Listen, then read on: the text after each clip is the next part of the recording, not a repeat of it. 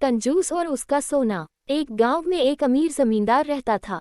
वह जितना अमीर था उतना ही कंजूस भी। अपने धन को सुरक्षित रखने का उसने एक अजीब तरीका निकाला था। वह धन से सोना खरीदता और फिर उस सोने को गलाकर उसके गोले बनाकर अपने एक खेत में एक पेड़ के नीचे गड्ढा खोदकर डाल देता था।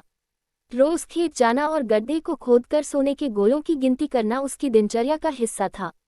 इस तरह वह सुनिश्चित करता था कि उसका सोना सुरक्षित है। एक दिन एक चोर ने कंजूस आदमी को गड्ढे में से सोना निकालकर गिनते हुए देख लिया। वह छुपकर उसके जाने का इंतजार करने लगा। जैसे ही कंजूस आदमी गया, वह गड्ढे के पास पहुंचा और उसमें से सोना निकालकर भाग गया। अगले दिन जब कंजूस आदमी खेत में गड्ढे के पास पहुंचा तो सारा सोना नदारद पाकर रोने पीटने लगा। उसके रोने की आवाज वहां से गुजरते एक राहगीर के कानों में पड़ी तो वह रुक गया। उसने कंजूस आदमी से रोने का कारण पूछा तो कंजूस आदमी बोला, मैं लुट गया, बर्बाद हो गया, कोई मेरा सारा सोना लेकर भाग गया। अब मैं क्या करूंगा? सोना किसने चुराया, कब चुराया? राहगीर आश्चर्य में पड़ गया। पता नहीं चोर ने कब इस गड्ढे को खोदा और सारा सोना लेकर 9-2-11 हो गया। मैं जब यहाँ पहुंचा तो सारा सोना गायब था। कंजूस आदमी बिलखते हुए बोला, गड्ढे से सोना ले गया। तुम अपना सोना यहाँ इस गड्ढे में क्यों रखते हो?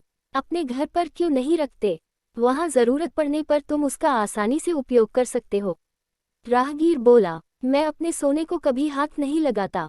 मैं उसे सहेज कर रखता हूँ और हमेशा रखता, यदि वो चोर उसे चुराकर नहीं ले जाता।